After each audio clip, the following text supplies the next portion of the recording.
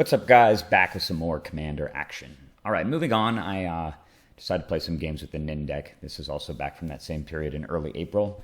And I'm up against Sharks58UK, a guy I've played a bunch of times online. Tends to play kind of mid-range, casualist decks, but he never objects to playing against stronger designs. And therefore, I decided to pick the Nin deck to play against him, as I was kind of on a bit of a Nin bender at the time. So he's running this Commander right here, Orvar the All Form, Orvar, which shows you how far the original, God, what is that creature called? 3/3 blue creature, Mistform Ultimus, I think. How far Mistform Ultimus has truly come.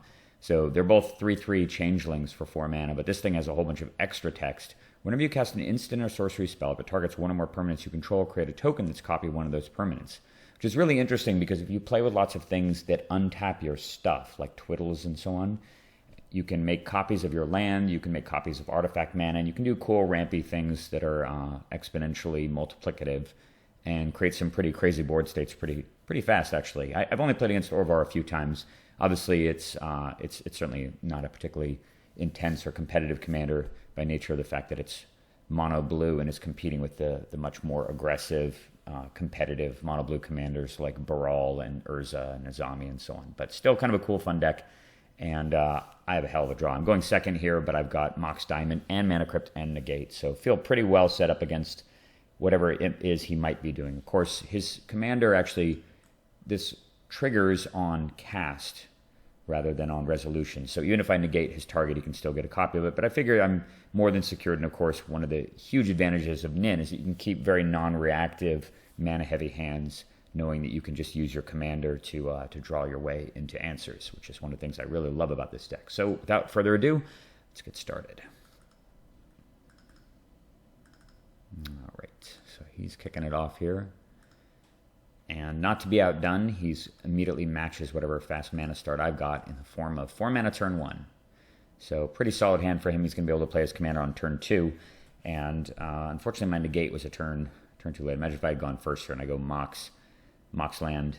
I'd probably just play Mox land. And against him, I probably would play Mana Crypt just because he's mono blue. And I don't want to get dazed or something if I do have to negate on turn 1. All right.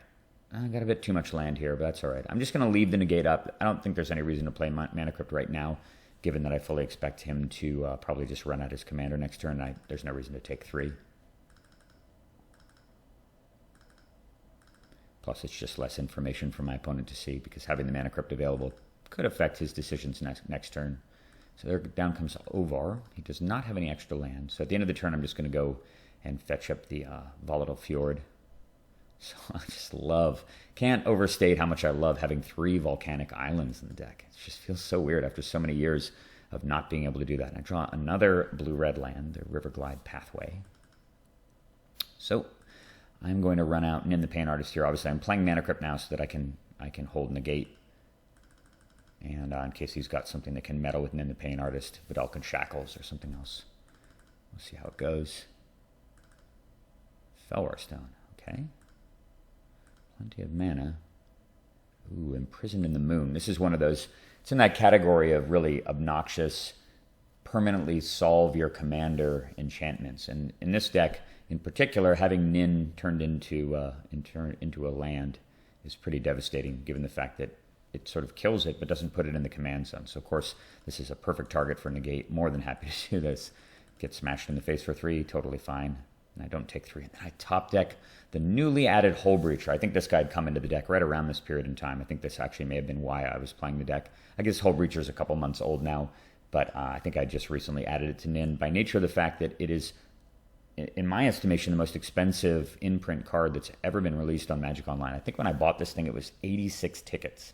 And it's since come down a little bit, but for those who don't know, tickets convert pretty much 1-to-1 for dollars, unless you're trading stuff into a bot or something. So very, very expensive, and it's not even mythic. Still completely insane, and obviously really insane in this deck. So I'm just going to hold on to the Hull Breacher. I could flash it out here when he's tapped out, but at the same time, I'm kind of more interested in a Nin activation for 4 anyway, and he may just play something on his turn that I can respond to. And imagine if he cast something that drew cards on his turn. So he casts Dream's Grip, which just makes a copy of an island. Kind of groovy. And elects not to get a Soul Ring. And he casts Idol of Oblivion. Draw a card, activate only if you created a token this turn. And you can create an 8/8 Eldrazi. Or 10/10 Eldrazi for 8 mana. It's pretty cool card in his deck, actually. And obviously his deck is big on creating tokens. But that card draw could prove to be problematic. And he taps it right away. And this seems like a perfect opportunity to pounce with the Hull Breacher and hope he doesn't have a counterspell. Obviously, if he has a counterspell, that's not the end of the world. I'll still be able to untap and draw a million cards with Nin. But he does not have anything, and I just get a Lotus Petal. So he taps his Idol to give me a Lotus Petal. All right, tap in 4 more mana. He casts Sakashima, the Imposter. So now he's got 2 Orvars. Very interesting. All right. Well, that's good, but I happen to have a pretty insane degenerate combo in play. So he doesn't attack, which is a little strange to me, but at the end of his turn, I'm going to shoot the Hull Breacher for 1 damage. Just draw a card, and I draw Cryptic Command. Very, very timely card as well to have. Really important to have a counterspell in my hand here just to keep real nasty shenanigans from going on. He is at 1 card in hand as well, so not really that scary. And this gives me a bounce out in case he does, in fact, produce a 10/10. But it may not even come to that. I draw Muddle the Mixture. So I'm going to play a land, and normally I'd be unwilling to tap Nin for a bunch of mana during the main step, obviously due to the fact that I want the mana available to do it at the end of his turn. But here, thanks to Hull Breacher, you can just safely tap out and nuke the hell out of Sakashima for 5. Jesus, so ridiculous. Yeah, I'll just put casual 2 Black Lotuses. Actually, that's for 6, isn't it? Yeah, it's for 1, 2, 3, 4, 5, 6, 7. That's for 5. Oh, yeah, that's right. I had one from before. So casual 2 Black Lotuses in play. Go ahead, man.